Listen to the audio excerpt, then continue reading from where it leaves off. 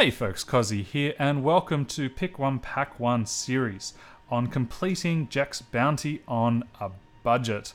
Yeah, I know there are many experienced players who have their entire collection and can build whatever they want to try and finish this campaign, but some of us have just been started out and we don't have a lot of money to spend. And so that's what this series is about, is creating cheap decks that are effective at completing the campaign. We're going to be starting off with Rogues and Ruffians, which has the following mission rules. Enemy units have +1 strength, but you draw a card for each one you kill.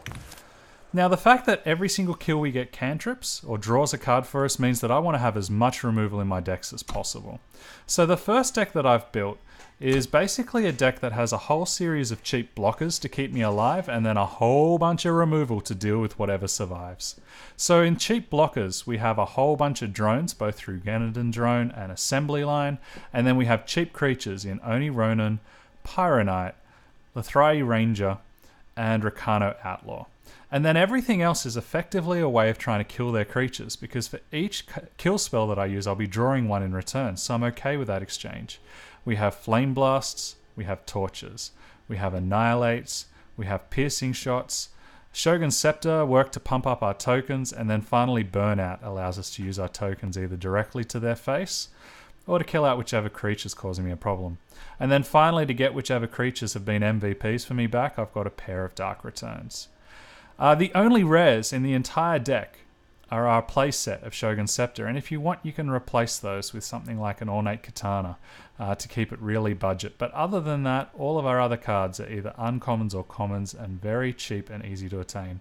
I tell a lie, I've also got the Pyroknights here. If you wanted to, you could run Knife Jacks or something like that. The other way that we're going to be approaching this particular mission is going on a Feln control deck. By Feln, I mean blue and black. And again, we're just loading up on the removal. We have Permafrosts, we have Annihilates, we have Lightning Storms, we have Lightning Strikes, we have Executes. We have Life Drinkers as a weapon because the majority of their creatures have 2 health or less. We have Plagues, and we have Death Strikes as well as Feeding Times. The idea being that so long as I can cast one of these, I want to increase my odds of drawing another piece of removal as much as possible. The creatures that we have are those that can block multiple times, like Slumbering Stones, those that survive my own Lightning Storm, like Gorgon Swiftblade, and then once they get deadly, they can block whatever I want. And then a couple of cards that are a little bit cute. Our rares in this particular deck are Westwind Heralds. Now, these aren't normally used in a lot of constructed decks. This is me having a little bit of fun, where if it infiltrates, it plays a spell from the void for free, which is likely to be one of my kill spells. And then also Cabal Recruiter. When they infiltrate or get in and do damage to my opponent, I can play the top unit of their enemy deck, and that allows me to turn the initiative in my favor by using their own creatures against them. We have a little bit of draw and then a couple of monuments here so that I can turn my flooding lands into creatures as well. And the idea is we're going to sit back and be very patient with this deck to try and strangle them, really. So there are 2 decks, both of them are very cheap. Let's take them into this first campaign of Rogues and Ruffians and see how we go.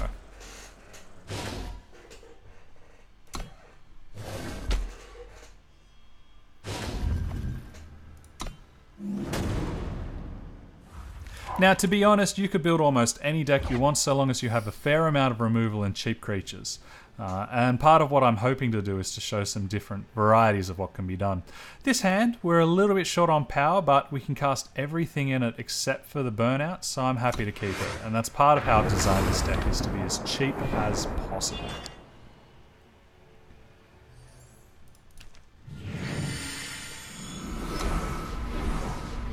By having a bunch of little drones, it gives me 2 options. It allows me to double block if I have a creature that I want to double block, or it can allow me to do what's known as chump blocking, where you just throw a guy in front of an attacker even though you know they're going to die. And I'm okay with that because I've been given so many creatures from the one card.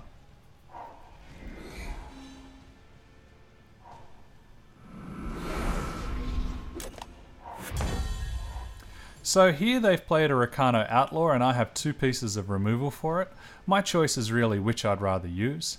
The advantage of the Torch is it can also go to the face to finish them off, whereas the Annihilate can hit creatures that have a health greater than 3.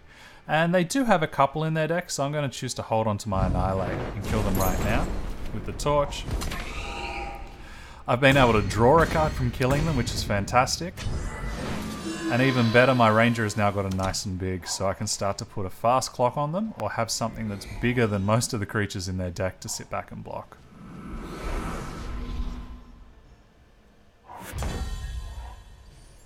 So we're a little bit in trouble on power. We haven't drawn our third power, but that's okay. We can still attack in pretty comfortably.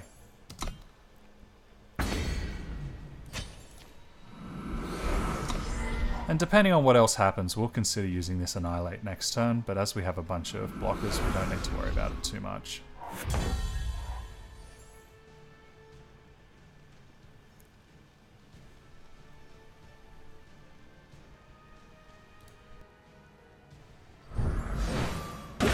What we're going to do here is what's known as chump attacking. I'm going to attack with all of my creatures. The idea being that if they choose to block one that they can kill, I'll be getting extra damage in and putting them under additional pressure.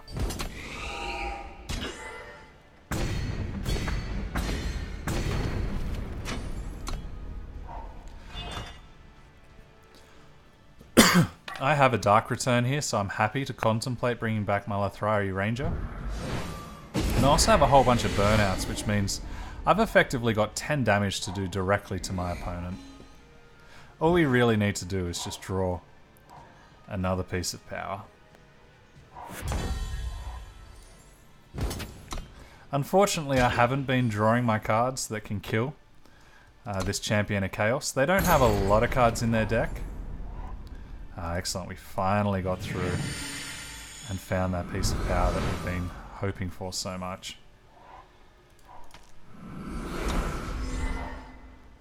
And that's the advantage of being able to draw a card every time we kill a creature.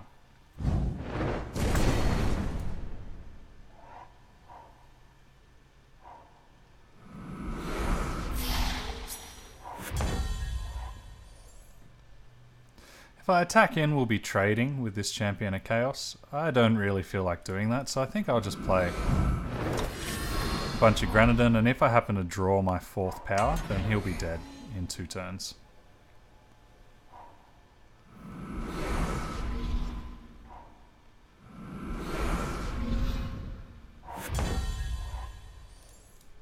Now the card that I'm a little bit scared of his is this Lifesteal creature. That could be a problem for me. So I think what I'm going to do is I'm going to kill it this turn.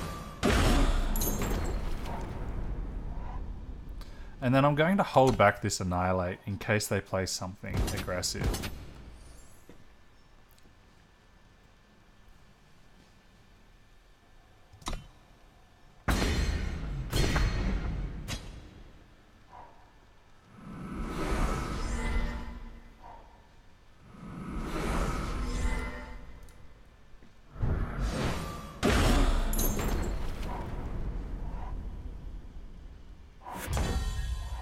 And now these guys are beyond dead. By saving back that Annihilate, I was able to see which creature they wanted to use. And so currently it allows me to attack for 5, 6, 7, 8.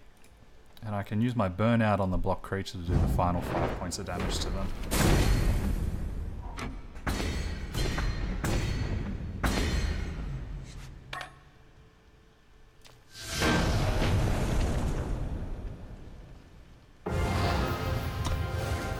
And so even though we got stuck on 2 power forever, the fact that we had such cheap and efficient removal helped us out a lot. I'll run this through again with the Felon Control deck to show you how a different feeling deck can deal with it. So this deck is almost nothing but removal. It's just going to sit there and play removal after removal after removal, and then eventually turn a corner once it feels comfortable.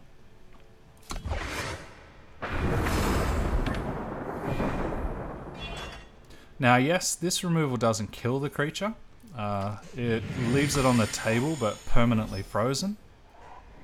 And so what that means is this is useful for their very expensive creatures that they have a couple of in their deck. And this will be able to block anything that attacks in that's too fast for me to deal with.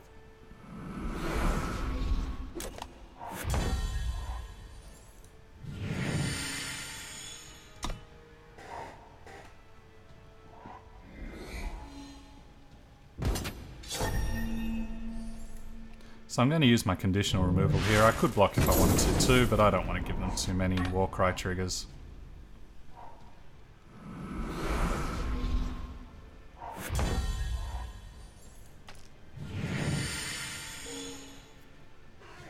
I'm kind of okay with this dealing 2 damage to a random enemy because it has the chance of turning my Slumbering Stone on. So I think I'm just going to keep playing out my creatures for now.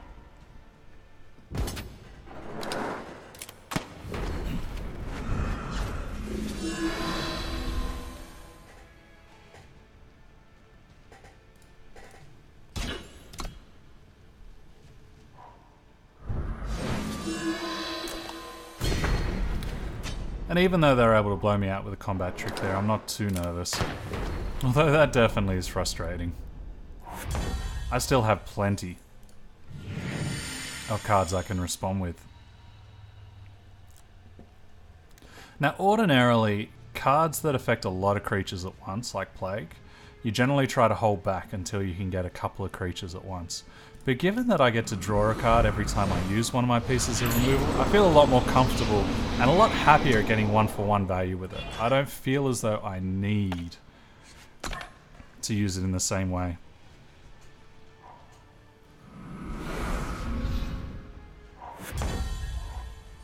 So here I have a choice. I could use Feeding Time on it, or wait until it attacks and casts Execute. I'm not in a major rush. If they can't deal with this creature, they'll get in, they'll do 4 damage to me. And then I could cast Feeding Time to get rid of it, and then this will cast Feeding Time again for free.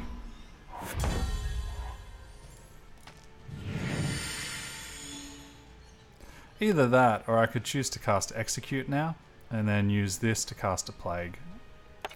And allows me to keep my better piece of removal.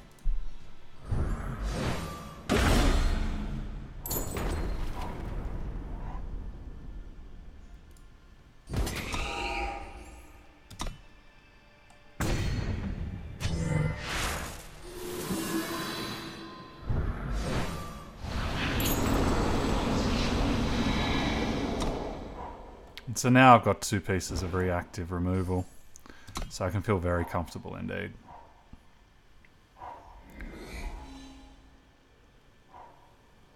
Now the one catch with playing a deck like this is it's a lot slower than the other deck to turn a corner. Now that I feel comfortable, this is still a pretty slow clock.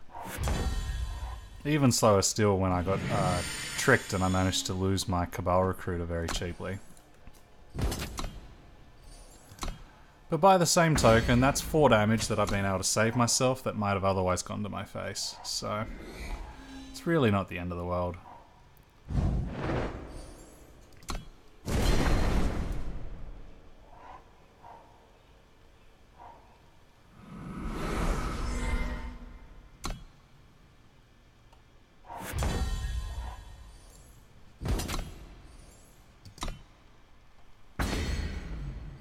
A trick that a lot of people fall into is feeling like they need to cast their spells straight away. But because these are fast spells, I can actually wait until it's my opponent's turn to cast them and catch them out by surprise.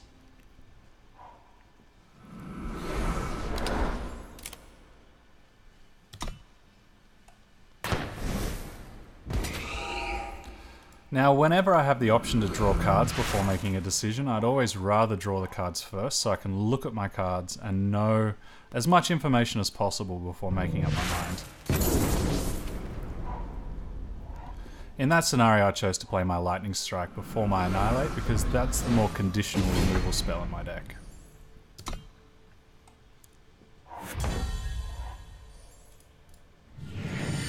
So I could cast Lightning Storm here. It'll kill my 1 remaining threat.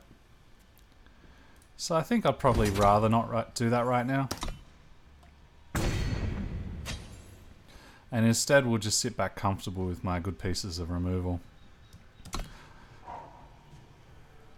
Depending on how safe I'm feeling, I could even choose to sit back on my Execute.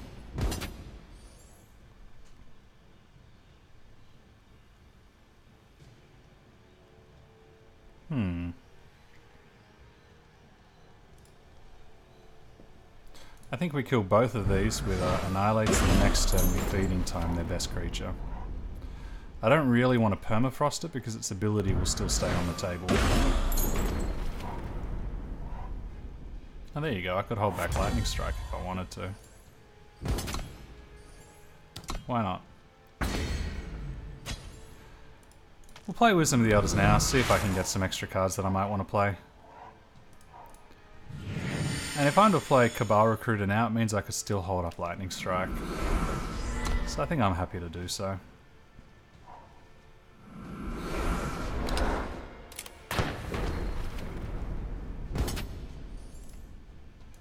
And so you'll note that by using this advantage of drawing a card every time I kill a creature, I've now just got a hand with nothing but removal. There's no way that they're ever drawing more cards than I'm going to be able to remove here.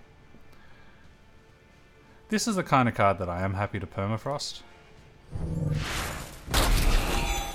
We'll just leave it sitting out of the way for the while. It does mean that I can't attack him with my Life Drinker, but I'm okay to take this slowly.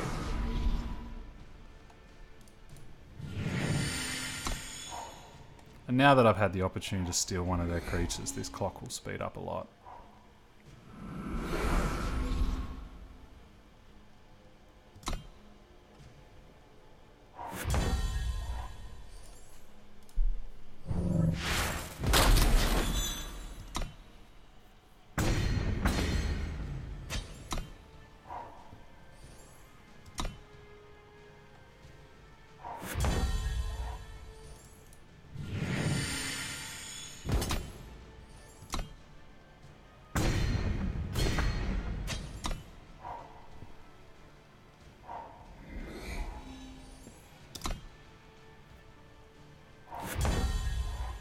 And there you have it.